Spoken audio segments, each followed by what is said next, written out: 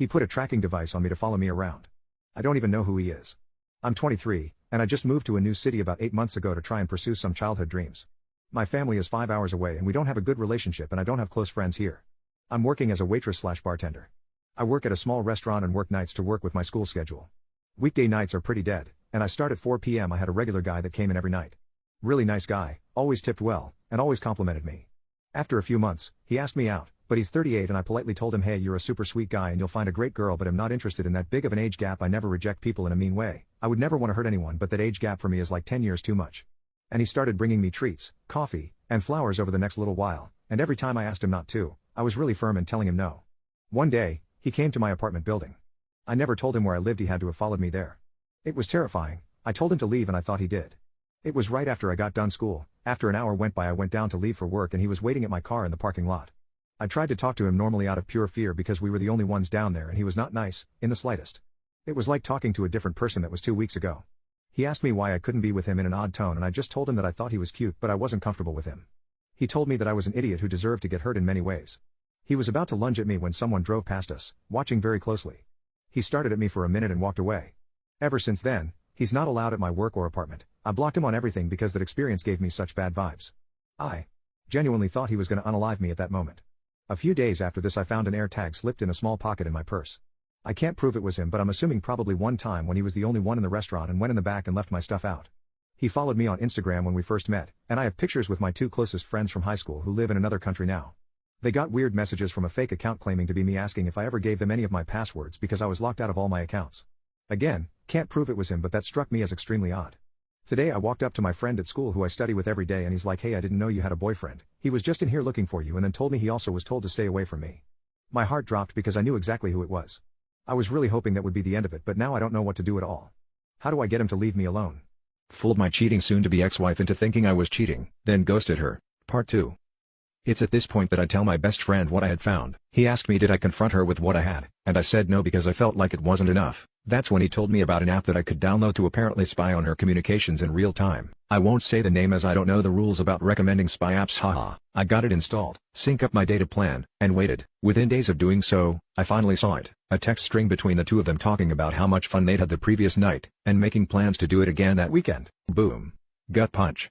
To say I was completely devastated was an understatement. I guess that moment counts as my D-Day, and for the next 2 days after I was just broken. I actively distanced myself from her those 2 days, which she was noticeably shaking by. She'd try to console me and ask me what was wrong, but I'd brush it off and leave her presence. I couldn't even look at her. This woman, who I gave 23 years of my life to, who I have given everything I could and more to as a husband, and she stepped outside of her marriage for a guy just 5 years older than our eldest son. By the 3rd day, I wasn't even sad anymore. I was pissed. I contacted my friend to let him know my suspicion was confirmed, and he asked me had I confronted her yet. My answer was no, and I told him I wanted payback. I didn't want to just divorce her, I wanted to destroy her. I wanted to leave her life in shambles and effing ruin her. It was going to take time to do so, and I devised a plan. In my readings and research on infidelity, I had saw a quote that resonated with me that went the enemy of infidelity is unpredictability, or something to that ilk. That was going to be the basis of my plan. I was going to make her life hell on wheels, while also secretly planning my exit strategy. So we're now in early June, and I've still got the app installed. Pretty much every night, I'm gathering as much data as I can, seeing their back and forth messages. They're talking like it's a full-blown relationship they're in. Lovey-dovey romantic stuff, pictures, the whole effing bag. At that point I had stopped looking at any of it. I was just collecting info and cataloging on my private server. Meanwhile, I start doing things out of the ordinary. I start going out at odd times. I start coming home even later than she does. In her presence, I'm on my phone a lot more than usual, and when she asks what are you up to, I just simply say just stuff and put my phone away. I'd also changed my login info and everything, so she couldn't access any of my stuff. Mind you, for our entire marriage, we'd never hid anything from each other. But right around I'm assuming the start of our affair, she'd changed her password on Facebook, as well as on her phone, stating she had to because of the security breaches in recent months. Yay.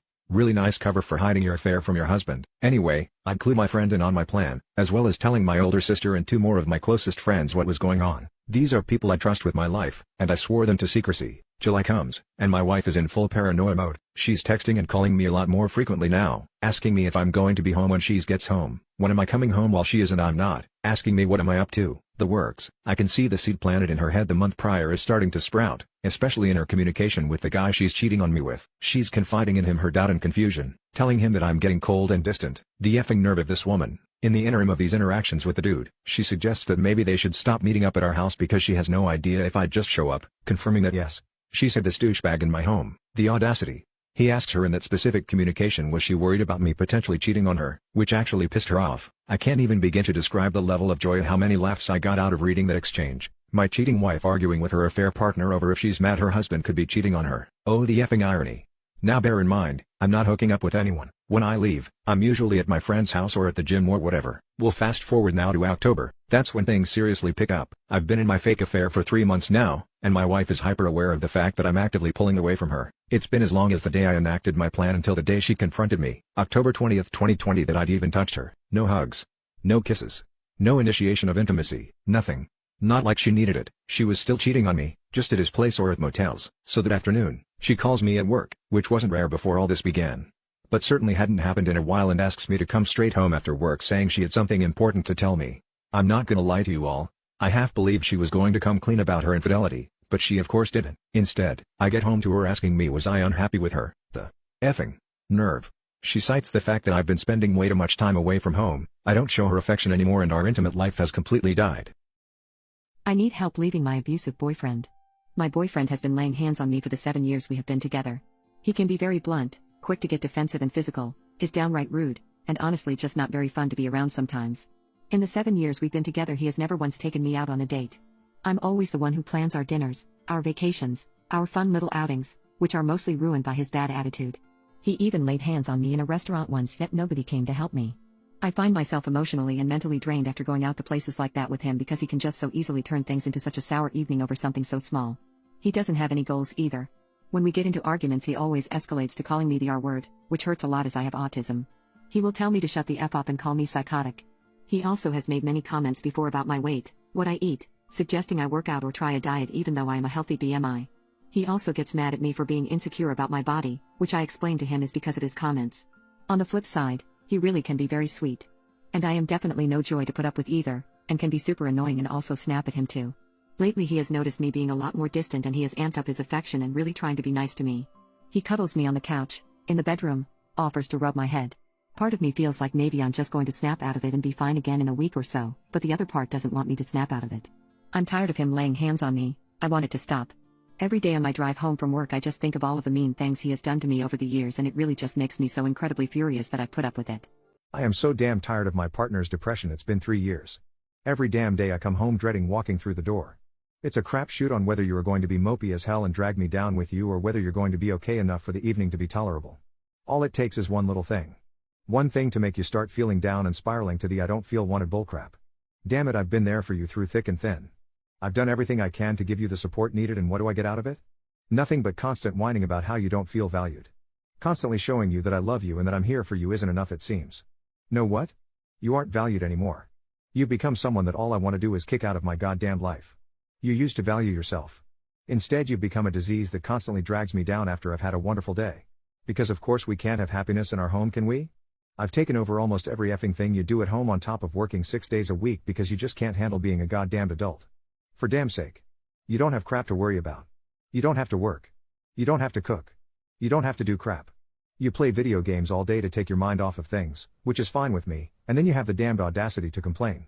I miss you before we had a kid. For when you actually had a love for life. Not this shell that I come home to every day. You've become a parasite. But of course I can't tell you that to your face because I have to be your support. Get the hell out of my home and come back when you have some self-respect. You don't add any value to my life anymore. I don't want you as you are. I'm so tired of trying. Congrats, you've made yourself into what you believe you are. Has a woman ever made you feel truly uncomfortable? What happened? I had a female coworker that was obsessed with me. She knew I had a girlfriend and wouldn't quit. She asked me to hang out all the time, lunch, dinner, breakfast, etc. She would show up at Starbucks in the morning when I was getting my coffee and things like that. One day I showed up to work with sunburn and she told me she had nice soothing aloe vera lotion to put all over my burn at her apartment. Another day I had a bruise over my eye from an accidental elbow playing basketball, and similar to the lotion she told me stop by her apartment because she had the pain soothing Neosporin for it. She came to my door once unannounced and told me she had 2 tickets to the Warped Tour, an hour away, and had a hotel room booked already, and asked if I wanted to go. She would park near me all the time and sit in her car waiting for me to walk out so she could talk to me. She asked me to chaperone her to her wisdom teeth surgery, which I did because you can't drive afterwards, but she took that as me showing interest. After almost 1.5 years and being married, she finally stopped. My fiancé's graduation party for his master's might be my deal breaker. We met in college and decided to not get married until we graduated to focus on our studies, and we have been dating for 4 years. He proposed to me during his last semester of his master's program, and he is studying to become a teacher. I graduated with my bachelor's not too long ago, but his graduation party is showing a side of him that I believe to be a deal breaker. His graduation party will be held at his father's, who has a pretty big backyard, and many of the people from our wedding will be going. However, unlike our wedding invitation list, he said he didn't want to invite Jason and his parents because he recently came out as gay, and that led to a conversation. Jason and his parents were invited to our wedding, so that made me ask why he didn't want them at the graduation. He said that the wedding was an us thing and that he was willing to compromise because it was our wedding, but when it came to the graduation, he said it was a him thing because he was the one who graduated, so he didn't have to compromise because he did the school work. When I asked what he meant by compromise, he said he'd tolerate Jason at our wedding because that's what couples do, but the graduation was about him. When I asked if he'd support potential future children that came out, he said he tolerated for me, although he disagreed with it. It is my fault for not asking that question earlier before we became engaged, but he made his stance clear. He said he'd be more distant to a child that turned out to be gay and would probably let me do more of the parenting if so. He's always been a gentleman and amazing to me, but he grew up religious, parents were Christians, although he said he's not anymore. I don't think we have a future after he said he would distance himself from a child who came out and leave it to me, and I just want to ask how to tell him so. I'm thinking another conversation like we had, but I want to ask for the best way to go about it. What would be the best way to tell him that I don't think we have a future together given his stance? Update. A lot of people suggested talking to my fiancé in an open space or my parents' home about my deal breaker, but I wasn't able to do my parents' home, although I got to talk to them and they agreed with my reasonings. They said they were disturbed by how easily he admitted he would distance himself from a potentially gay child and that it was a good thing it came out before the wedding. I also got a lot of people calling me out for not broaching the topic of gay children or how he felt about LGBTQ in the years we dated, and that's on me for never thinking to bring up. Going forward, it will be something I ask early on before getting emotionally invested in a relationship. Because I couldn't speak to him at my parents' place, we ended up talking at a place we went for lunch, and I told him that I couldn't go forward in the relationship because he repeatedly said he wouldn't accept any children who came out, but when I said that, he didn't try to take it back and said that he was willing to compromise for me. He said it was better than pretending to agree with coming out and that he was being honest, but I told him I was done because of his beliefs, and he didn't take it well. He took it fine at the restaurant and finished lunch without saying much else, and he kept saying I was overreacting and that he couldn't believe I wanted to end the relationship over him wanting to compromise. My parents have been helping me with canceling the wedding, but he took his spite online. He made a Facebook rant a few days after that, doubled down on a lot of the things he said, and he said he made it to explain his side of things. He said that I was breaking up with him despite him honest about his willingness to compromise and not hiding it like many couples internalize things. He also said our country was changing things that was always wrong, such as gay rights, and he said that people were trying to shove gay rights down everyone's throats. He also said that you can't say anything these days because of cancel culture and Me Too catering to sensitive people, and he said that the value of education was dropping because people were becoming more stupid. He also said that that was why he wanted to become a teacher because there weren't enough good ones, and those were just a few of the things in his rant. He also said that Me Too enabled people from the consequences of their behavior when they should instead look at themselves in the mirror and how they dress too. He never said anything about Me Too during the duration of our relationship or anything that outspoken about gay rights until his graduation planning, and it was honestly surprising to read what he wrote. As I said above, I will be asking these questions at the start of dating going forward. Lastly, some people suggested reporting my ex-fiancé to the school in my previous post because they said he could be harmful to gay students, and I especially agree after the post he made. I did receive a lot of hateful DMs from people who agreed with my ex and said that I'd be wrong to contact the school. Some even accused me of considering canceling him in DMs and a few comments on my last post, but I don't see it as that. I see calling the school as something that's important because this mindset is harmful to so many, and he is already a substitute teacher at an elementary school. He began subbing before he graduated. I want to ask what would be the best way to go about it, whether that would be an email, phone call, or potential visit to do it in person. I have already screenshotted the post he made, and I've only answered questions about the breakup from people who have called so far. My parents are helping me with some people who have called them too, but that is my last question about this situation, and I really appreciate everyone who commented advice on my first post. My one true love is a Germany supremacist. I completely disagree with his views, but he said that if I don't accept his hate, he will leave me. I don't think I have another chance at love. I have been dating this man for about 2 years and I have been the happiest woman in the world. He makes me laugh and he's so special in ways that other men never made me feel. I've dated 3 men in my life and he's the one, and I know he's serious about us. He talks about marrying me one day and my parents absolutely love him too. I know I'm never gonna meet someone like him ever again. We have the same interests, the same humor, and he's handsome even though that last thing doesn't really matter to me. He never looked at other women, he's always there for me, and he's always giving me kisses and hugs, and again my parents adore his charming and funny personality. He's perfect in every way. However, This is where this story comes with a price. He's a Germany supremacist, if you know what I mean. After 2 years of dating, he kept this from me. When I went to his house one day to watch a movie with him, he wanted to tell me something. After I walked down the hall, he opened the door to his room, revealing his NZ beliefs. He had flags, a mustache guy figurine, and even NZ stickers on his laptop. He explained how he's a NZ and he believes that Jewish people are evil and he believes in NZ ideology. I couldn't believe what I was hearing and I thought he was messing with me. I quickly left his house and drove home after I said, I need time to think. He won't stop messaging me. He says he thought I loved him and asking me why aren't I responding to his messages. I haven't spoken to him in days and he stopped messaging me. However, recently he sent me a text saying, listen, I love you. We talked about marriage. I want you to have my children. I want you to be my wife, but if you can't accept me for who I am, then we will have to go our separate ways. I'll wait about a week and then make your decision. I'll see you later. That text broke me. I love this man to death, but I don't know if I can accept his NZ ideology. He's a nice man and he hasn't harmed anyone. I doubt he would actually hurt any Jewish people, but knowing what NZs represent, I don't know it. I can be with him, but I love him so much. These past few weeks without him have been so miserable. I know he doesn't want to give up on me, but I don't know what to do. I haven't responded to him. Yes, he's a NZ, but overall he's a great man who's nice to everyone, loves me, and the most special man I have ever been with. Do I dump him or do I accept his ideology and have a family with him, or do I leave him and maybe never get a chance at love again? What's your worst nice guy story? Ended with a restraining order. This guy started messaging me on Facebook during a semester overseas, but I didn't think much of it, since I thought he was a friend of my roommate's. Odd kid, mullet, neckbeard, leather trench coat down to his ankles, fedora, longboard, the whole shebang. Talked about smoking non-stop. Would confess his feelings for me every few weeks, told him I was interested in someone else every time. He even started sending love poems in Spanish, which, hello, Google Translate is a thing. You're not being subtle. When I returned to campus, everything got 1,000 times worse. We lived in the same dorm and he'd watch for me to enter and leave the building. Come back from class?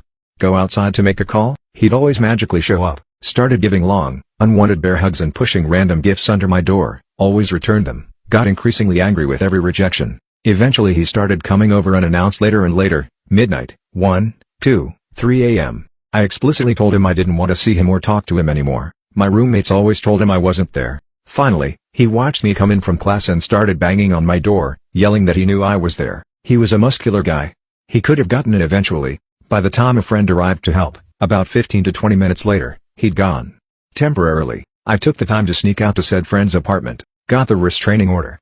He was expelled for other reasons later in the semester, though I'm sure this factored in too. Feeling numb after a fling with intimacy. How do you cope? TLDR, I, 36F, had a fling with an accomplished professor, 51M, who initially seemed charming and checked off some important boxes for me. However, as we got closer, I realized he had nitpicky tendencies, struggled with emotions, and did not make space for mine. This experience has left me feeling disillusioned and questioning my self-worth. I'm reaching out for words of encouragement and support.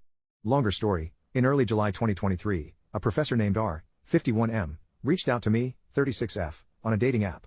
I was impressed by his persistence in contacting me on 2 different platforms and his willingness to respect my boundaries. Our first and second dates were amazing, with hours of engaging conversation, intimacy, and shared experiences. I was excited about the potential for a deep connection. However, as we started talking more on the phone and through texts, I noticed some differences between us. He was particular about language, more knowledgeable about certain subjects, and set in his routines. We also had different senses of humor, but it didn't seem like a deal breaker. Throughout dates 3 and 4, we had great sex, but I struggled with maintaining engaging conversations via text. During our time together, I attempted to discuss an earlier conversation that had upset me. However, he dismissed my concerns, accused me of poor emotional intelligence, and made insensitive remarks. The following morning, our interaction was silent and awkward, leading me to feel disregarded and disrespected. After that, he distanced himself, refusing reciprocation and making sarcastic faces during conversations. He even called me names when I expressed sensitivity. The lack of emotional connection left me feeling hurt and unappreciated. We eventually had a dinner date where he avoided discussing the previous incident and changed the subject. He then proceeded to ignore my texts and calls for several days until we finally called off the relationship through anticlimactic texts. This man had expressed a desire to find his bride, but his actions and lack of empathy towards his partners made me question his intentions and our connection.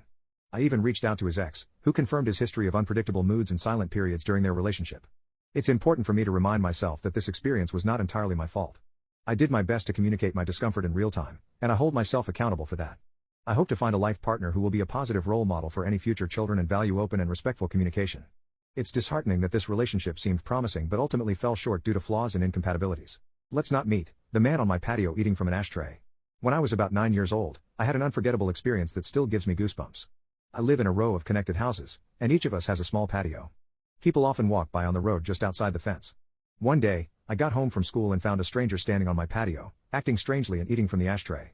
It scared me so much that I ran upstairs, called my mom, and she called the police. Thankfully, the police arrived and handled the situation, but it turned out the man was from a facility where they take care of people with severe mental disabilities, and had lived in my house years before, looking for his mom. It was a relief to know he wouldn't come back. While I understood that he was just different, my 9-year-old brain was terrified and never wanted to see that man again. Fast forward 15 years, and I saw the same man again, now with gray hair, stopping by my fence. I realized he must have escaped from the facility he lived in. Instead of being scared this time, I felt sorry for him and invited him to the patio. Surprisingly, he didn't hurt me, he just enjoyed watching cartoons on my television. Soon after, his caretaker came by to pick him up. However, I made sure to let them know that he wasn't infringing on anything, and he was allowed to watch cartoons if he wanted. My only caveat was that, I would prefer if his caretakers came with him. Since then, we've become friends, and every Sunday, he and his caretakers visit me to watch cartoons. It warms my heart, and I'm happy to have my friend Tom in my life now. It's incredible how things can change from fear to friendship. What's your best I didn't just dodge a bullet, but a tactical nuke story? There were a few days where all my appliances were breaking down, first the clothes washer, then the air conditioner, then the dishwasher, then one morning, before leaving for work, the refrigerator stopped cooling. I was in a terrible mood on my commute to work, and then I had a flat tire in the middle of rush hour traffic. I pulled over to the shoulder. Normally I would have got out immediately and started changing it. I can change a tire in 5 minutes, it wouldn't have even made me late. But everything breaking in the days leading up to this flat had me defeated. I rested my head on the steering wheel a few seconds and said out loud why me when, almost as an answer, I was hit from behind. Traffic has slowed because of my pulling over, and an ambulance driver transporting a patient between hospitals decided to go around the traffic by driving in the breakdown lane. Damage to my vehicle was minor, but if it had been any other day I would have been taking my jack and spare out at that moment and been crushed between my car and the ambulance. Everything worked out great. I got a 5-figure settlement from the ambulance company as they were clearly at fault hitting a car in the breakdown lane. It was a non-emergency transportation of a patient, and when I got home that day, all the appliances were miraculously working again. In your lifetime, what was the most agonizing heartbreak you endured? I was 28 while my dad and best friend was double my age at 56. I went to my dad's house after work to pick up my lawnmower and mow a couple rental properties for him. As I pulled in the driveway I had a gut-wrenching feeling that something was wrong. I walked in the garage, no dad. I walked in the house, no dad, yet his car was in the garage, the house unlocked. Feeling like I was going to puke, I had to keep looking. Looking in all the places outside that he might be, I knew I had to go back in the house and look a little closer, the whole time feeling sick. I found him on the shower floor, picked my best friend up and carried him into the bedroom. I did not know a thing about CPR, but my guts were telling me he was gone. I dialed 911, this lady was amazing. After just a couple quick questions she has me doing CPR like a seasoned medic. My mom is about 1.5 miles from home when she gets passed by the ambulance. Mother has the same feelings as I did. I get back on the phone as the ambulance is pulling in and tell this beautiful person, thank you for trying and that I need to let the medics in. These professionals come in and assess the situation and are about to try the jump start when mom walks in and asks them to stop, which they did. Dad's heart just stopped. That evening myself and 2 older brothers drove out to our grandparents' house, Dad's mom and dad. That was the hardest thing I've had to do, telling them their son was dead. This was back in 1988, my beautiful mother is doing great in Palm Springs at the young age of 88. I am 62 now and miss my dad every day, tears falling while writing this. 2 things I wish I would have done. Number 1, told my dad I loved him. Number 2, gotten the operator's name so I could thank her again. She was amazing. When I was in a coma, my mother took a photo of me on her phone, because she thought it'd be the last one she ever would. On the car ride home from the hospital, after 5 days in a coma, however many more in recovery and psych, she showed it to me in an effort to scare me straight. What I looked like. What the suicide attempt did to me. I asked her to send me the photo so that I'd have it too. I was shocked to find out that it was a live photo. She had no idea. But there, I could see myself struggling to be kept breathing. I could see myself as close to death as I'd ever gotten. This is the part in these stories where I say that stopped me, and, it didn't. I tried again. Suicide ideation is an addiction like any other addiction. Something bad happens and you crave just one last hit to make it all go away. I'd like to say I'm as clean of the stuff as I've ever been though. But I still have this picture of me in a coma on my phone. This live picture. This picture I can just tap into and watch myself struggle to breathe because my mom didn't realize she'd live on. This reminder of my rock bottom. I don't see myself in him. He was all weird and bloated and fat. Maybe I was just fatter then, or maybe it was inflammation, or maybe it was the poop I had in my mouth. His hands were wrapped because before the coma hit he kept pulling at his poop. He looked weak. He felt weak, that's why he was there. And I can tap into it. And I can watch him struggle. Whenever I want. And I haven't gotten rid of it because I feel like I need to keep it. My entitled sister hates that I'm proposing to my perfect boyfriend at a beach because her ex cheated on her there. She wants me to consider her feelings and not propose. My boyfriend and I have been dating for 4 years and I'm planning on proposing to him, since he's the most important person in my life and I want to be with him forever. He's very eager to propose and has been saving money for some time, but because he's an artist, he doesn't make a lot of money. Last month though, things got bad. His mom had surgery and it cost them quite a lot. He had to give them money from his savings and now he couldn't afford a ring anymore. I found him crying in our room, where he told me all of this, and he apologized a ton. He was planning on proposing on our anniversary and now that wasn't possible. It was so heartbreaking for me to see him like this, and I tried to reassure him that all I wanted was to marry him. I didn't give a damn about that ring and told him he was worrying over nothing. He said he just needed some time because he wants to get me the best he can. Well, I've decided to propose on our anniversary at a beach we used to visit a lot as kids back in our hometown. The problem started when my sister saw me looking at a ring photo and basically got me to tell her the whole thing. The thing with my sister is she's had multiple failed relationships and still lives with our parents. So, when I told her about my plan, she wasn't thrilled at all. She asked if I was kidding her. Apparently, she caught her boyfriend of 2 years with someone else on that same beach and hates that place now. I didn't know about this, and even though I tried to tell her that, she now wants me to cancel this whole thing and do it somewhere else. She took the breakup really badly and was even convinced he was the one. It sucks what happened to her, but I don't get why it should affect my plans. My boyfriend and I visit that beach every time we're in our hometown, so it holds some importance to both of us. Even after telling her this, she's calling me selfish and claims I only want to hurt her by reminding her of that trauma. I don't get how proposing would remind her of her trauma because it's not like we were going to get married there. She was moody for the rest of the day and left crying, calling me heartless. Later, she texted me that getting engaged isn't important enough and I need to change the destination. I was honestly baffled by her entitlement. All I know is I'm not changing the location whether I'm wrong or not. I'm kind of guilty, but that's just because we've been close since we were kids and I don't really want to hurt her. I didn't respond to her messages, but she called me 2 days later asking if I finally realized how insensitive I've been to her and she wants me to apologize. I told her that she's family and I do love her, but she can't expect everyone to work according to her feelings. I didn't tell her that I was still going ahead with the plan because honestly, I was afraid she'd try to ruin it. I hung up and my parents ended up calling to ask me to care for her sister's feelings as well. I wasn't expecting much from my parents anyway. They just want us at peace and don't really care much. I still went through with the proposal and my boyfriend was more than happy. I wanted to tell my parents and I actually ended up calling them.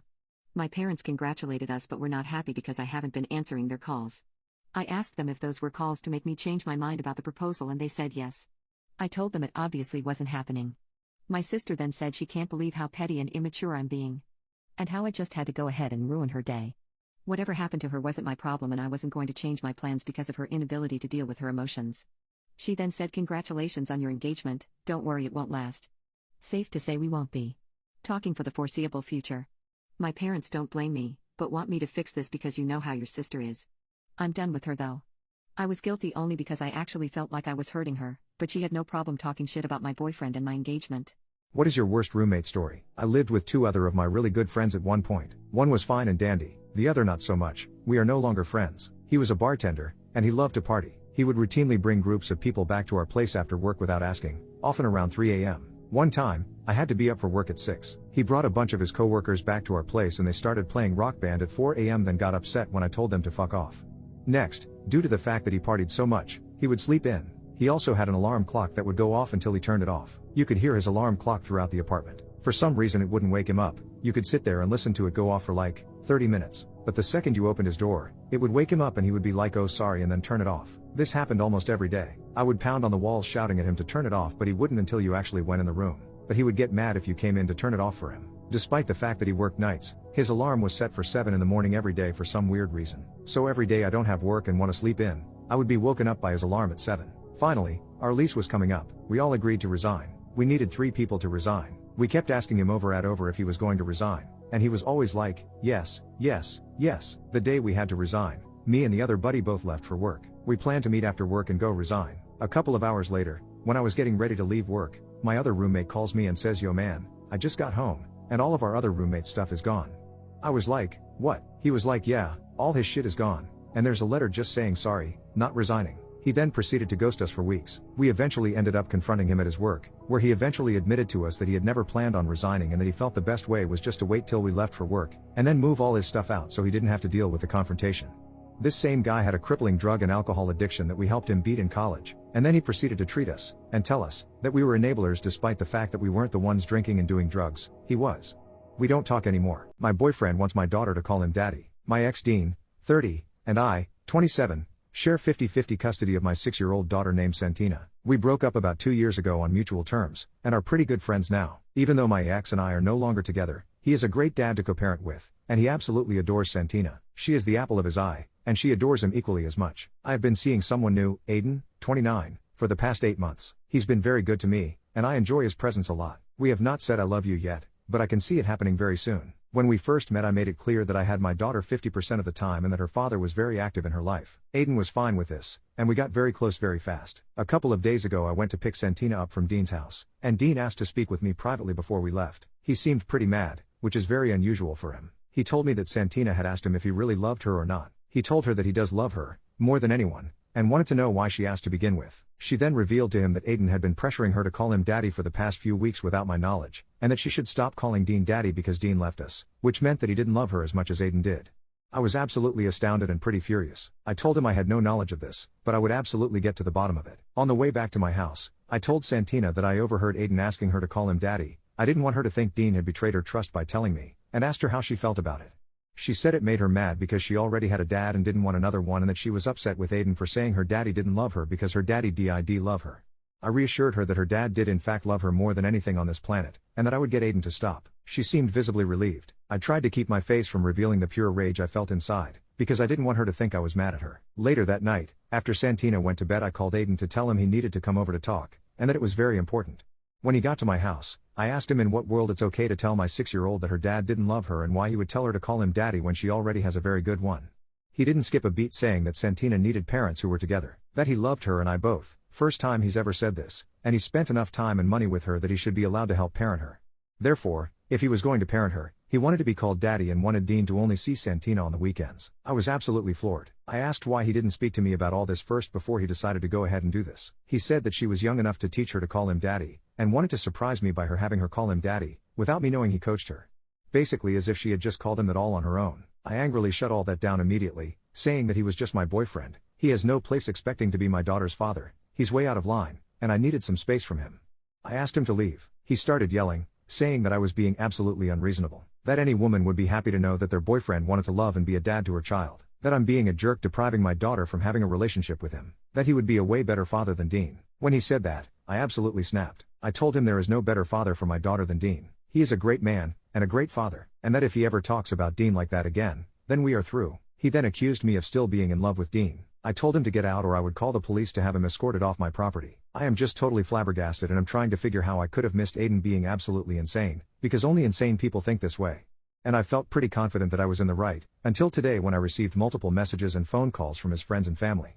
One called me a moron for not accepting Aiden as Santina's father, since her real father was a deadbeat by not paying child support. I never wanted any. Another said that I shouldn't have defended Dean so much because it makes look bad. His mother texted me and said that children should have parents who are together and that I should apologize to Aiden. His dad said that I was lucky that Aiden even wanted to be with someone who had a child and to be grateful that he wants to be Santina's father. I sent Aiden a text to call off his family and friends and that I want to take a break from him for a while. Now he's blowing my phone up telling me to think about what's best for Santina, and that he loves us both and would die if he lost us. Who is this man I've been dating? Did I jump into a parallel universe or something? Am I crazy for having reacted this way? Why is he so obsessed with my daughter calling him daddy? I've already called Dean and asked if we could stay with him for a few days because I didn't feel safe here and he agreed. We're leaving to go in the morning. What do I do here? I do really care for Aiden. Even my mom said that I blew this whole thing out of proportion and that I shouldn't break up with him for a little mistake. Do I sound crazy? I need some advice on what to do moving forward. Thank you in advance. Don't use your garbage can? Okay. I live in an area with trash handled by the city, so we don't pay for it directly. We used to have 2 cans, but because of the design of the building we don't really have a great place to keep them. We've had our last 5 sets of 2 cans stolen. As far as I'm aware the city literally won't send more. So, we started taking out trash and using other people's cans because we don't have other options. I've been bitched a half dozen times for doing so my solution was to start taking our trash out at 3 a.m. the day of pickup. This ensures that we're not using up space in cans that other people need, because nobody else takes out their trash past 3 a.m. There would be times in the past when I would take our trash out before midnight, but I routinely had to make an extra trip because there would always be more trash once one of my roommates got home from work at 1 a.m. and had dinner/cleaned out their car, so waiting until they had gotten home, had dinner, and handled their trash ensured I maximized what I was taking with one trip and didn't have to waste time or energy. It also reduces the likelihood of bothering anyone in their home from the noise, as most folks will be deep asleep at 3 a.m. and I've gotten quite good at making as little noise as possible. And, as I think what I'm doing could technically be construed as dumping, not that I have a choice, it also minimizes my exposure to getting yelled at by neighbors or authorities. People that had evil parents, what happened? I have two sisters. One older, and one younger.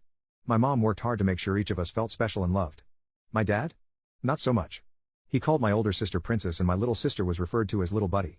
For whatever reason, I got kind of forgotten about. I didn't mind most of the time. I found my dad annoying, demanding, and at times unreasonable. I hated the way he bullied my mom and would lash out about things that didn't make sense. Basically, I thought of my dad as a total brat. He'd have a bad day at work, and would find someone to take it out on.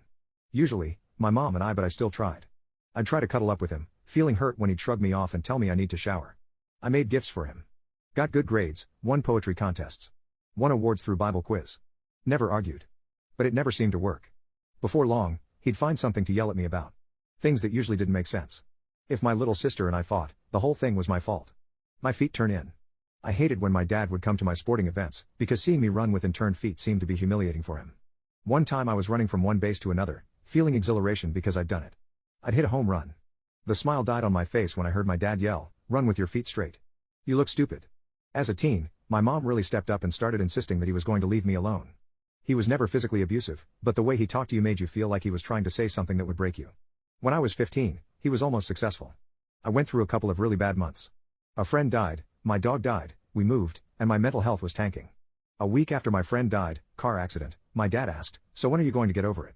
It took me by surprise, because at that time, I wasn't crying or acting out.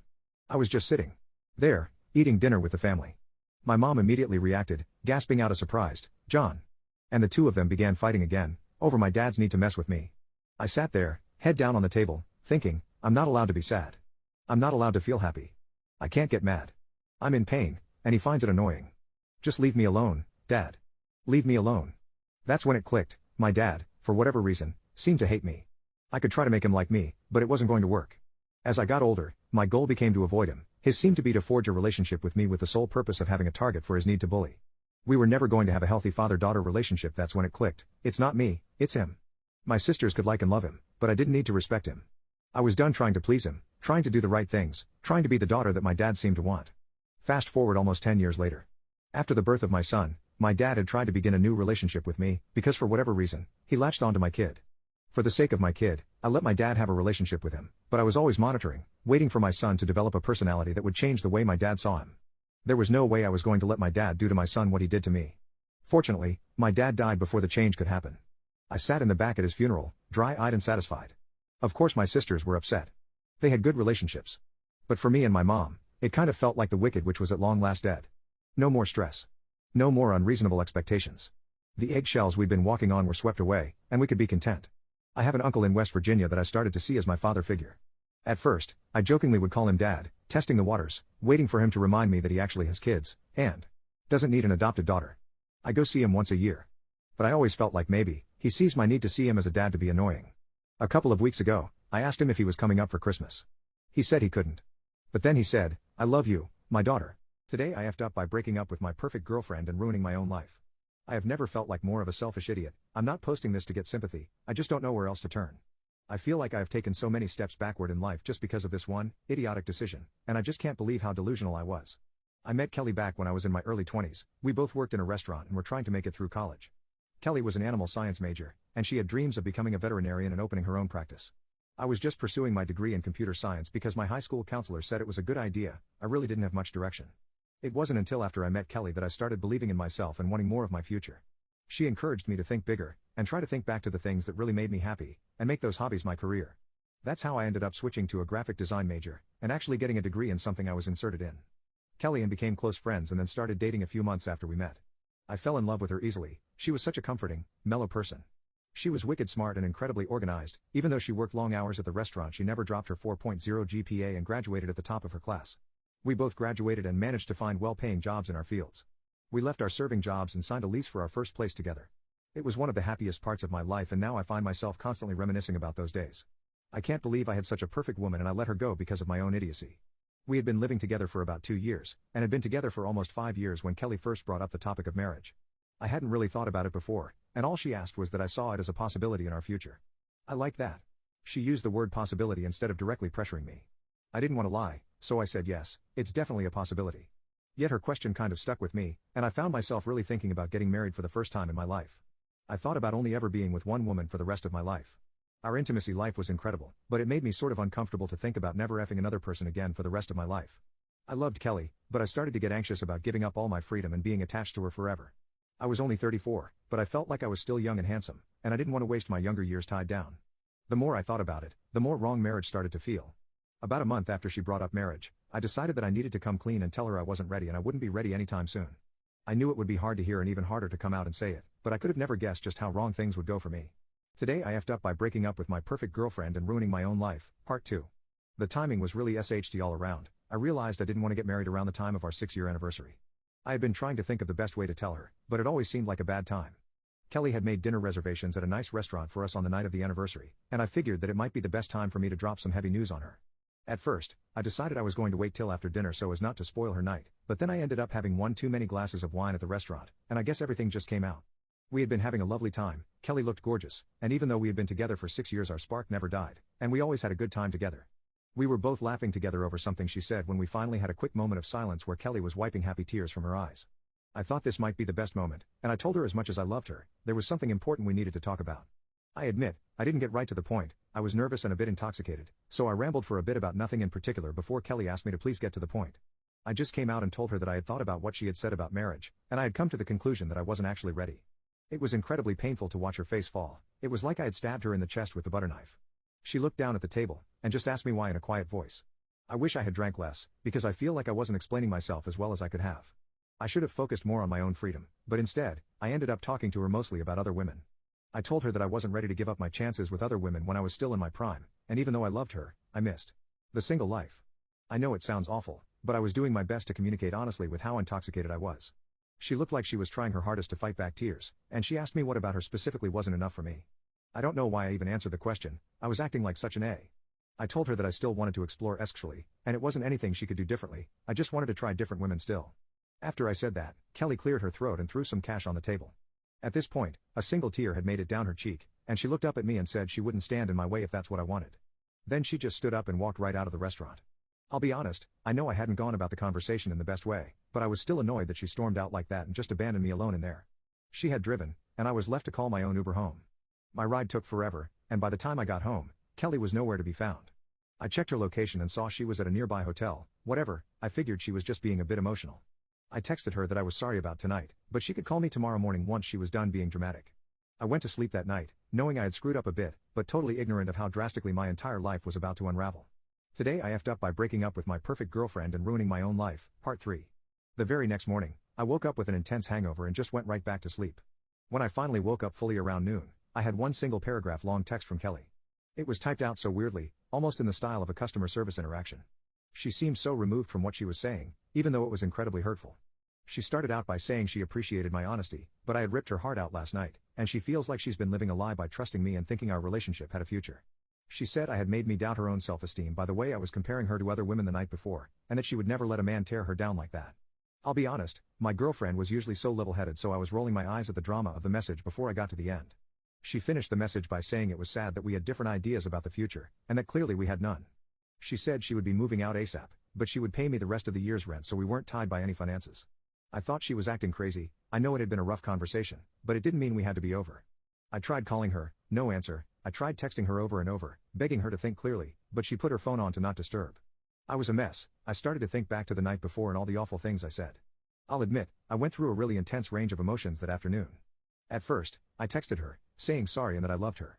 Then after she kept ignoring me for basically the entire day, I started getting upset and reminded her that this was what I wanted anyway and that I was sick of her, and I would get a new chick with a better body than hers. I was just hungover and upset, and I never had expected her to give up on me so quickly. Well, the next few months did not go as I thought they would. After we had been broken up for a couple of days, Kelly came to our apartment while I was at work and cleared it of her stuff. Coming home that day was depressing, and I hadn't realized just how many things in the apartment were hers. She even took the couch, and our place went from a warm hangout spot to an empty bachelor pad. Whatever, this is what I wanted, right? The day after she cleared the palace of her stuff, I made a Tinder. I was horny and excited, I didn't like sleeping alone, and I was looking forward to seeing what kind of girls I could get now that I had a place of my own. Well, I was severely disappointed. I put my best photos up, knowing I'm a pretty hot guy, but on the first day I didn't even get a single match. After about a month of having Tinder, I only got about 5 matches, and it was giving my self-esteem hell. Then one night I got desperate. It had been about 3 months since Kelly and I broke up, and I just needed some sort of attention. I ended up messaging a really unattractive girl who had messaged me a few times. She responded immediately and didn't even complain when I said I just wanted to hang out. I didn't want to take her out on a date. I invited her to my place, and when she got there, things instantly went downhill. As soon as I opened the door, her smell hit me, and it was obvious she didn't wear deodorant. I wasn't attracted to her at all, and if my ex had been a 10, the girl in front of me was a solid 2. I just ignored my disgust and forced myself to try and hook up with her. I kept my eyes closed the entire time, and it took forever for me to get it up. As if things couldn't get worse, I called out Kelly's name in the middle of it and started crying. This ended up freaking my Tinder date out, and she quickly got dressed and made an excuse to leave. I had never felt so alone and unwanted. I just laid in the bed Kelly and I used to share and cried myself to sleep. It's been another 3 months since then, and I've had exactly one other Tinder date. It went just as awfully. The girl was ugly as F, and the intimacy was awful and uncomfortable. I kicked her out right afterward and she called me a PP. I really didn't care. I wasn't even thinking about this girl when I was inside of her. All I could think about was Kelly. At this point, Kelly and I had been broken up for about 6 months, and my life only got more depressing every day. I made the dipshit mistake of stalking Kelly's Instagram, and I saw that she had accomplished her dream of opening her own veterinary practice. She looked even more beautiful than ever in her recent posts, and again, I cried myself to sleep over thoughts of her. The next day, I tried to reach out to her. I texted her a few times. My first couple of texts went through, but then they stopped being delivered. I started to get emotional and desperate, and I called her and left her this long, crying voicemail where I just begged for her back. She never contacted me again, and eventually, I became certain that I was blocked. My mental health keeps declining, and I almost lost my job this month because I kept no calling, no showing. I keep having crazy thoughts. I never thought I would become a stalker, but I find myself regularly driving past Kelly's new animal hospital just to try and get a glimpse of her. I should have never let her go, and I guess I'm writing this to warn any other guys that are in my situation. If she's a keeper, effing keep her. What are you sick of people constantly telling you? My boyfriend is an incredibly talented and passionate guitarist who enjoys writing his own music, which he shares on YouTube without much concern for how many people see it. As his girlfriend, I take immense pride in his musical abilities and occasionally share some of his songs with my friends and family. However, whenever I share his music, some people suggest that he should bring his guitar everywhere and showcase his talent to others.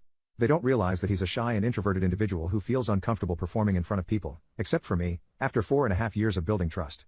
I try to explain to them that he doesn't find joy in playing in front of others, but some persistently argue, believing that if he were to see people enjoying his music, he would change his mind. Others even suggest surprising him with his guitar at parties, assuming he won't be able to resist playing. It's frustrating and hurtful to see them treat him as if he's merely a performing puppet. I wholeheartedly support his choice to keep his music private and play for himself. I don't believe his talent is wasted because he doesn't perform for an audience.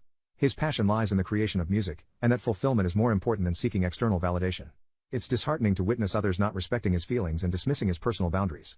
I cherish his music and his creative process, understanding that it's an intimate part of who he is. I wish people could see the value in his artistry without insisting on making him uncomfortable. My neighbors had left their baby on my doorstep. Good luck in foster care, fam. At the time, I thought I was right, but I was second-guessing myself after my husband had a go at me. Me and my husband live in a cul-de-sac. Everyone is too close to one another, and it means people are naturally in each other's business. Right from the beginning, I had issues with one of our neighbors. She is the type of woman that lets her children wander about without a care, but that is not the worst part.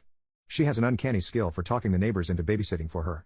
I am normally the type to say no, but even I have been roped into it way too many times. Yesterday she came knocking on my door again. So I pretended I wasn't home. She continued to knock harder, and I thought she would yank the letterbox right off. So, I went to answer. She quickly said a few sentences that I didn't quite understand and that she would be back on Sunday. She has 6 children ranging from 6 months to 7 years old. I told her I couldn't, and she said the black cab was waiting for her. I tried to grab her hand to stop her from leaving. I said I could not, and she ran off and got in the cab. I was pissed, and that is putting it mildly. I waited 40 minutes, and then sent her a text saying that if she couldn't pick them up in 10, I would call Children's Services. She didn't answer the text, so I called her. She didn't pick up on the first 2 rings but picked up on the third.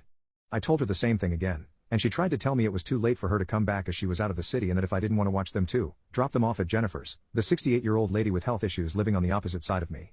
I repeated that if she wasn't here at 10, she could pick them up at the local council if they decided she was a fit enough mother.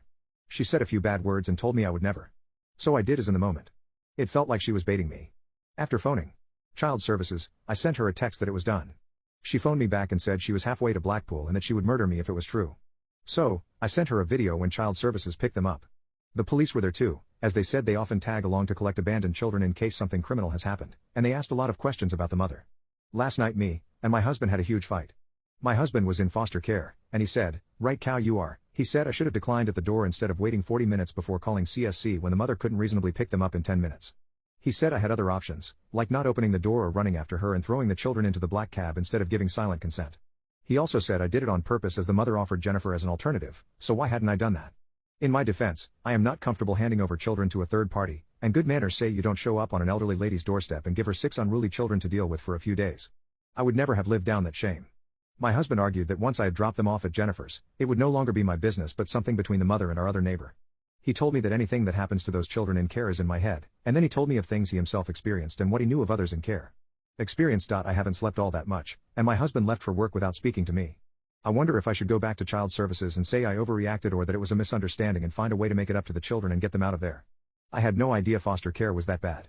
Parents of disabled children, do you regret your child? My second cousin who is in his 60s have 4 daughters. Let's call the oldest Kay.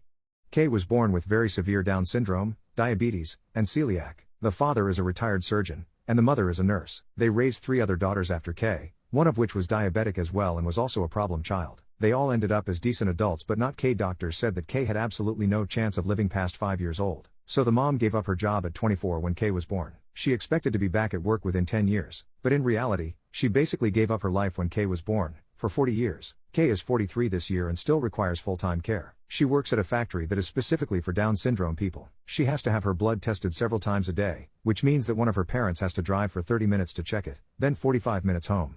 She is dropped off and picked up by her parents every day she works. They have to measure every meal she eats with a measuring jug to check to ensure she maintains a healthy diet and get up 3 times a night to check her blood as is usual with Down syndrome patients. The older she has gotten, the more difficult she is to deal with. I sat with her mother one night drinking wine, talking to her about it. After a few glasses, she broke down. She never got a chance to live her own life because of Kay. Not in their wildest dreams did they expect her to live as long as she had. The mother is a wonderful, kind woman. I've never seen someone with so much love. But that night she had tears running down her face. She looked at me right in my eyes and said I wish she'd just die already. I discovered that my parents hate me. Now, I'm going to college and never coming back. It's been a few days since I found out that my parents hate me, and I still can't understand it very well. To explain, let me share a bit of my story. I live in the United States, and I just graduated from high school. I was accepted to several prestigious universities, and some of them offered me a full scholarship. My family is poor, and I will be the first person in my family to go to college. I'm not sure if my parents understand the importance of being accepted into such prestigious universities. I believe it should be a source of pride for them, but the most they did was congratulate me with a handshake when the application results were released. Throughout my school years, I was bullied, both physical and verbal. I was always ashamed to tell my parents, and they apparently thought everything was fine at school because my grades were perfect. Due to the bullying, I never got a date with any girls because I was considered ugly. The bullying caused them to isolate me. Even at the graduation party, no girl agreed to go with me. This summer, I've been working, and one day I arrived home without my father noticing. I overheard him talking with his friends. They were talking about me. My father referred to me as a piece of crap. He said he was sure I was gay because I had never brought a girl home. He said I had always been weird, and he knew that other boys hit me but he never did anything, so I could learn to defend myself. He also pitied me for believing that the universities would really fulfill their promise of giving me a full scholarship. At the end, he said that the good news was that I'm leaving home. I was devastated. I've always known that my father and I never had many common interests. He wanted me to be part of a sports team, but I've never been interested in sports. But now, I saw him speaking hatefully about me and spreading lies, like me being gay. Earlier this week, my father wanted to know how much money I had saved for college. I didn't want to share the exact amount, but he asked in such a threatening way that I told him. He asked if I was doing something illegal to have saved so much money, and I told him that I had been saving since I was 12, and the amount was actually quite small. He called my mother into the room, and for the first time in front of me, he called me a piece of crap just like he did with his friends. My mother agreed with him, saying that I must have stolen the money. I didn't understand anything, and I asked them to leave my room and started crying. Yesterday, I was babysitting my cousin for my aunt and mother to go out. Before they left, I overheard them talking in my aunt's room. My mother said to my aunt that she believed I was stealing, just like I had deceived to get into college. She said that I would end up in jail for stealing and lying to colleges. She also mentioned that she had always been embarrassed by me because I was strange and different from other boys. My aunt tried to defend me, saying that I had always been obedient and affectionate. I locked myself in the bathroom and cried alone so that my cousin wouldn't see me crying. Now, I want to go to college as soon as possible and never come back to visit my parents. I can't understand what I did for them to not like me and want me far away. Now, I never want to return home again.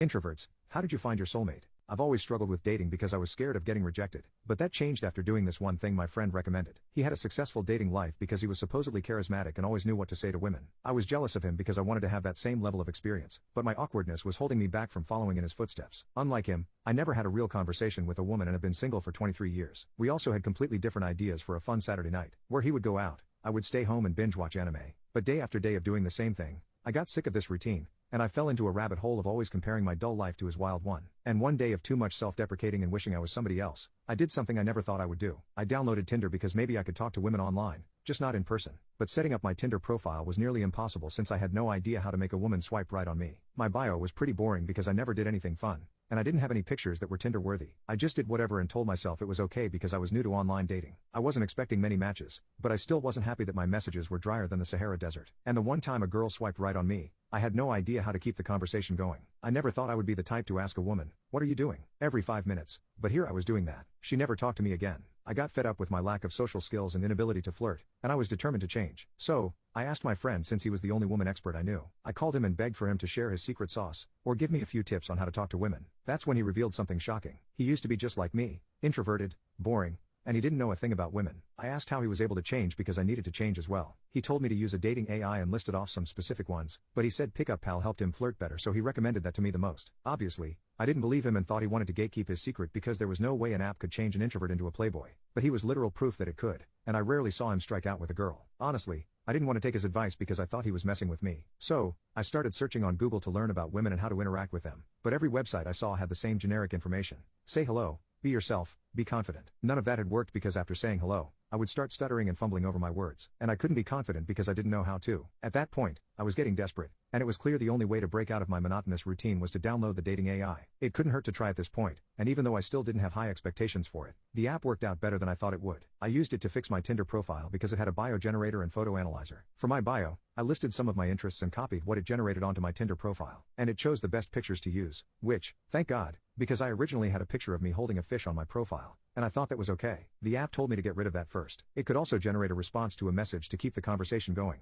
but I didn't have a use for that yet. However, with a new bio and pictures, I had 4 matches in just 3 days, and I used the dating AI on all of them. All my conversations went well because I was constantly generating interesting replies, and the women seemed interested in getting to know me. I was having fun texting people, and my phone was constantly blowing up from their messages. But it didn't take me long to realize I was only connecting with one girl since we had the most in common. We started bonding over One Piece and Valorant, and our conversations quickly moved on to other interests. Talking to her felt natural, and I only used the AI when our conversations started dying because I never wanted to stop talking to this girl. After 3 weeks of nonstop texting, I asked her out on a date. She said yes, but then realized I had no idea where to take her. I was about to freak out, but I checked the AI to see if it had anything that would help me, and it had a date generator. All I had to do was put a location and her interests, and then it would pick the perfect places to take her. I chose to take her to this popular Mexican restaurant, and she loved the food. I was mostly worried about our date being awkward or me not knowing what to say because it felt like I had relied too much on the AI to help me. But our conversation went smoothly, just like it did over text, and using the AI consistently meant I knew what to say when our talks died down. Talking about things I liked and asking her if she liked it too had us talking for a while, and I got to know her by asking about her past. That was my first date, and I enjoyed it so much that I couldn't wait to go out with her again.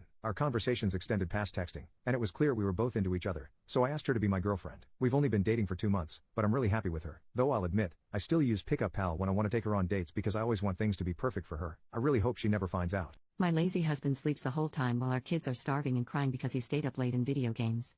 I kicked him out and called the police. I worked a long shift, came home and there was trash and food everywhere. My child runs up to me, covered in stains and baby formula saying, "Sis is crying real bad. She's hungry." I'm sorry I tried to feed her. I rush into the nursery, and sure enough, my daughter's diaper is full. She's screaming and crying, face red. Literally still in her crib.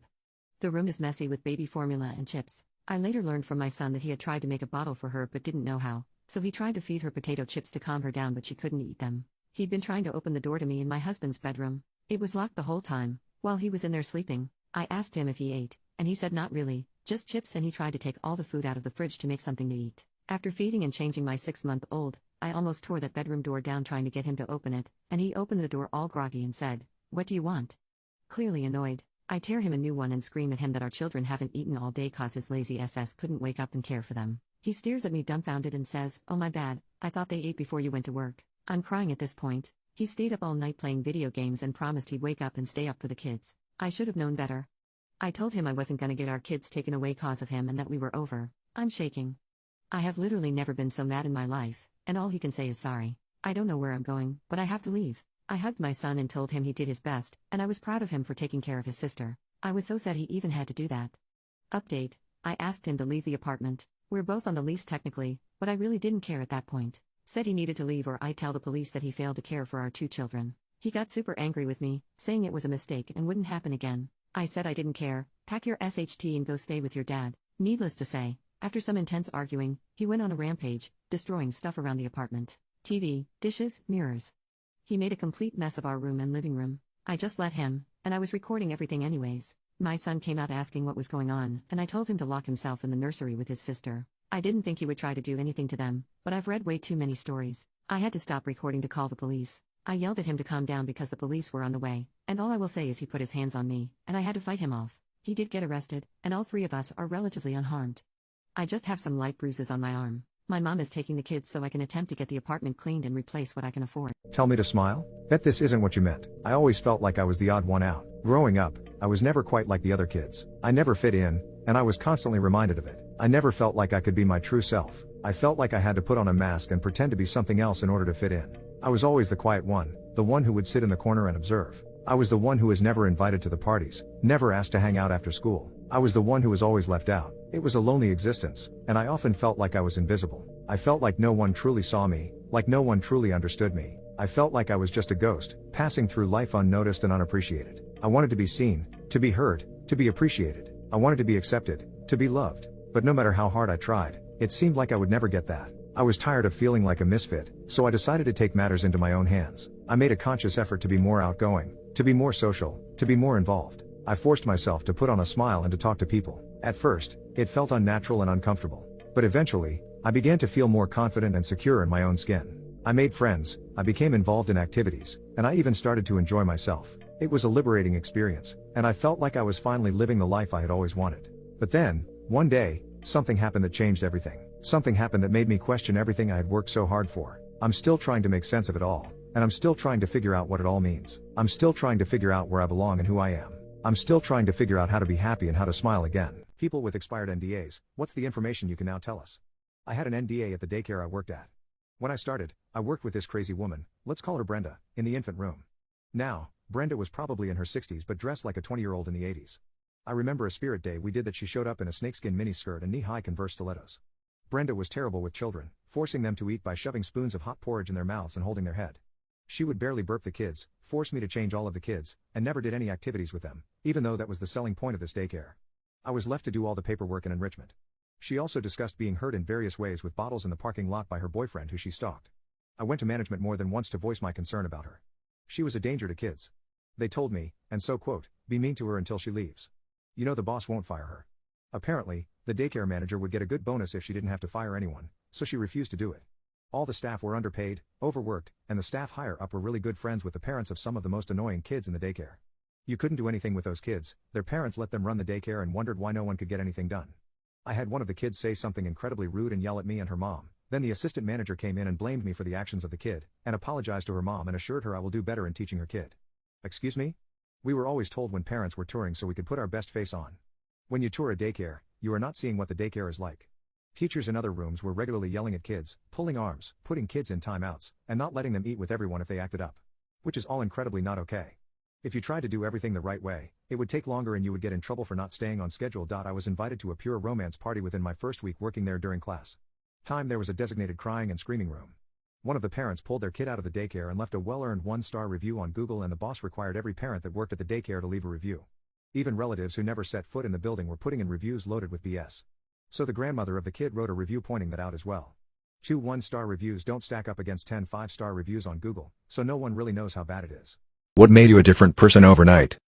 When I was a child, I had a terrible relationship with my younger brother. I was constantly a bad sister toward him and felt a lot of resentment and hate even though I don't remember exactly why. One night in middle school, I had a dream that my brother was killed, and it made me realize that my brother could die at any given moment. I actually woke up crying from that nightmare. Since then, I've completely changed how I treated my brother and I would do anything for him. At first, my brother didn't understand why I was acting much more kinder towards him, and him expressing his confusion made me feel even worse about how I've treated him in the past. Today, I have a wonderful relationship with my brother, and I'm so glad I had that nightmare that woke me the F up.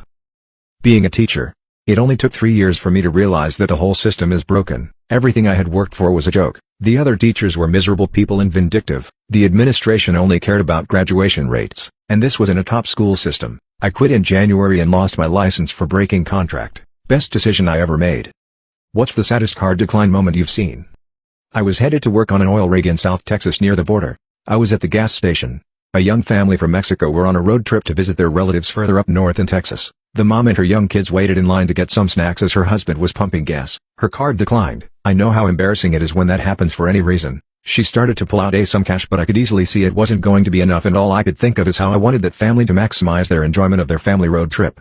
Especially since I was going to be away from my own family for the next 30 plus days. I pulled out my card and told them to turn back around and place their snacks and drinks back on the counter. They were starting their way to put stuff back where it goes. The mom attempted to decline my offer to pay, so I lied and told her I was using the company credit card, so either way it doesn't matter. The young boys got extra excited and quickly grabbed a few extra things. I paid for their stuff and my gas and waved goodbye as I headed to work.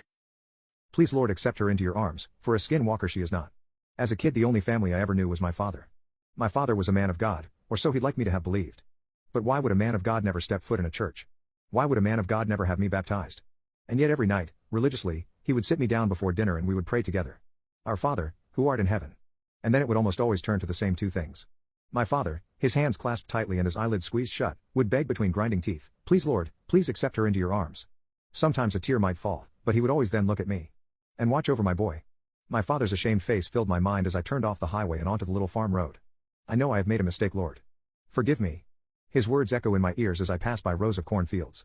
Where is Mom? I must have asked that question 1,000 times as I grew. But the answer eluded me. Instead of answering, he would turn to the bottle. The door to my father's bedroom was always locked, but one Saturday night he drank the bottle from almost cap to bottom. Sunday morning I found him curled up next to his bed, a cross gripped tightly in his hands. It was the first time I'd ever been in his room. It had been drowned with religious doctrine. Pages of the New Testament were even hanging from the ceiling. The pages grew more frequent as I neared a pale cabinet in the corner of the room. The memory faded from my mind briefly as I reached the spot in the tree line that had to be the entrance and parked my car on the shoulder. The cabinet was so covered in pages that I could barely see any wood at all. I pulled one page off and jumped back in surprise. The cabinet was made of white bone. And it looked ancient. I hesitantly reached for the black iron handle. A cold hand fell on my shoulder. I recoiled and found myself face to face with my father, his eyes bloodshot and crusty drool dripping from his chapped lips. I'm sorry, I started to stammer. That was hers, he whispered to me. Mom? I breathed. My father didn't respond. Instead he gazed at the cabinet and a curtain of darkness fell over his eyes. Then he turned back to me and spoke. Don't call her that again. His words chilled my spine as I began walking the forest trail. He was never the same after that night. After the cabinet incident, my father began to scream at night. It was usually wordless, but sometimes I could make out the same two words. Forgive me. Any attempt to comfort him was dashed, because at that point, he couldn't bear to look at me and I didn't know why. Other people had no issue looking at me. Except the one time I went to church, I'll never forget that. I was about 16 and the second I entered I felt unwelcome, which from what I'd been led to believe, was not supposed to be the right reaction. Eyes glanced at me quickly and then looked away, hushed voices whispered, and I found myself in the only empty pew. I was an alien there. I left shortly after. When I was 17, my father, in an intoxicated panic, carried my mother's cabinet out onto the yard, drenched it in lighter fluid and set it on fire. He broke down weeping next to it, and when the police arrived, he was inconsolable. Only one thing survived the fire, an old Polaroid photo. It was a picture of my father and what had to be my mother, standing in the woods smiling. Except nearly all of my mother had been burned out of the picture, except her arm which resembled a deformed animal's arm. My father's condition deteriorated. Attempts were made, but it was soon too dangerous for him to live at home, and so he was interred at a mental hospital. Years went by and with each visit I made he looked worse. And he never once looked at me. I shook my head and shined the flashlight forward, now completely ensconced in darkness. Despite it being summer, it was freezing. I pulled a jacket out of my backpack and continued onwards. I knew I was close now. I could feel it in my bones. At 25 I got the call from the hospital. It was the end. When I arrived, my father was nearly gone. My father with his eyes shut reached out for my face. I leaned forward and his shriveled fingers pulled me to his cracked lips so he could whisper his confession. I killed her. I moved my lips to his ear. Where is she? My father's lips trembled. He took a sputtering gasp, winced, and then he told me where she was. And then he finally looked at me. For the first time in nearly a decade, he gazed upon me with those cloudy eyes, which immediately widened in terror. You've always looked so very much like her. He whimpered. And then he was gone. At last I found the grave. There was no headstone, but the great pale tree above it could not be mistaken. I plunged my shovel into the earth and dug until my hands were raw. Finally I finished. I heaved an exhausted sigh and tossed the shovel. The coffin was handmade, unnaturally wide and covered from top to bottom in the New Testament. I touched the lid and flinched. It was searing hot. Grabbing the shovel again, I pried the lid off, opened the coffin and shined the flashlight at my mother. Her teeth were like pointed knives, a whole mouth of razor-sharp canines with a silver bullet where her heart would be. An icy chill snaked from the top of my spine to the bottom of my toes. The flashlight dropped from my hands, plunging me into darkness as I screamed. Wings. The bones of great, spiky wings lay spread out above her shoulders. I turned heel and sprinted away blindly into the darkness of the woods. My chest burned, but I did not stop, until at last, my knees buckled and I collapsed to the dirt. I squinted my eyes in the darkness, just barely able to make out the forest in the pale moonlight. And then I felt it. Behind both of my shoulder blades. It was like two burning needles were piercing through my skin. What secret codes are all around us that only people in the know recognize? When I worked at a supermarket many years ago, we had code 12 which was called on the speakers if they saw a very attractive person in the store. The code would also say where so, for example code 12 bread. 437737 means herpes in online dating. I saw a profile of a girl saying she has 437,737 cats and thought I'm sure that number has some significance. Apparently if a person puts that number in their profile it means they have herpes and they want to let people know without getting embarrassed.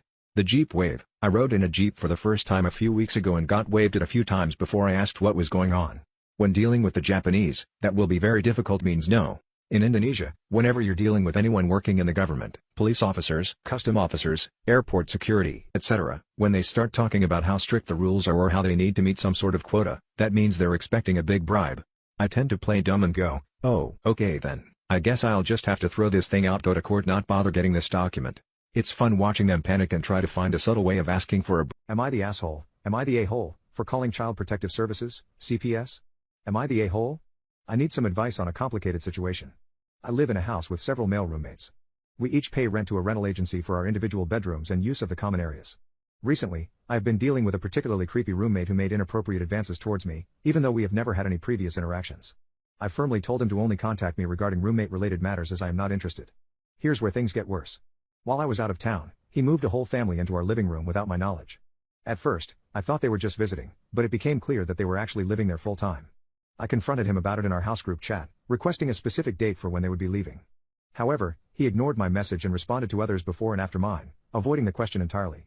Frustrated, I reached out to our rental agency multiple times, but they have been unresponsive and failed to address the issue.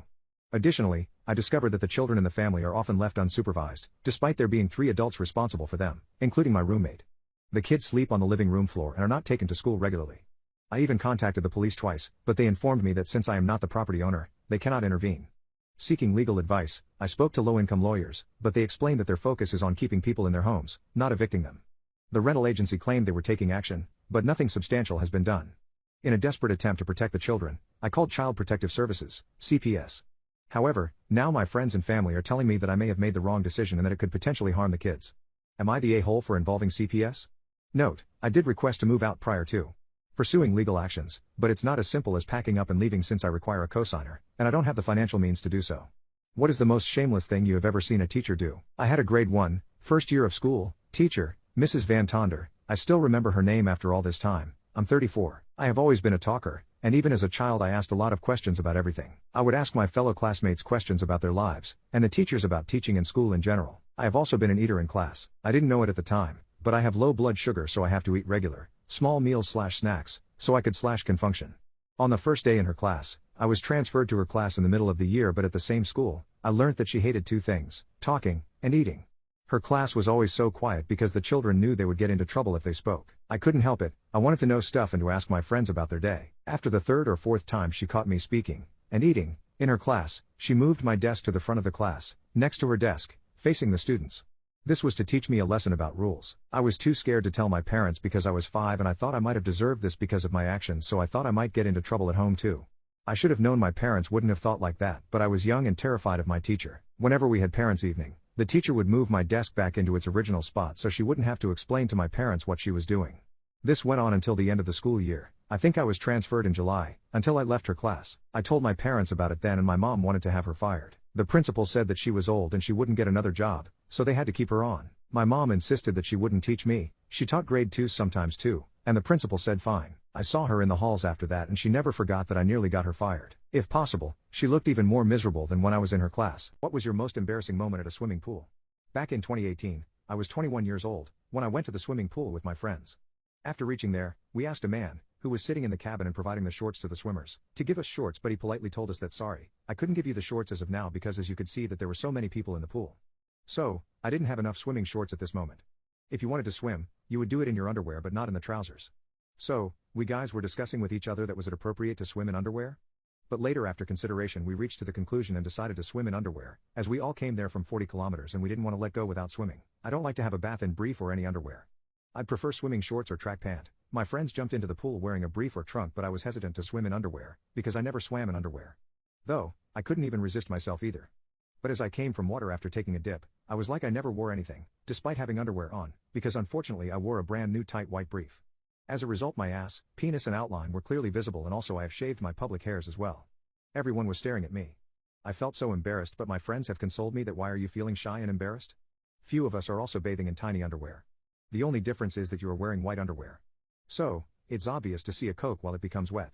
But after all, here all are men. You don't need to worry. So, enjoy swimming and forget everything. Then, I also felt comfortable bathing in underwear and focused on swimming, and ever since I've been swimming/bathing in underwear. What are some horrifying things to consider when thinking about aliens?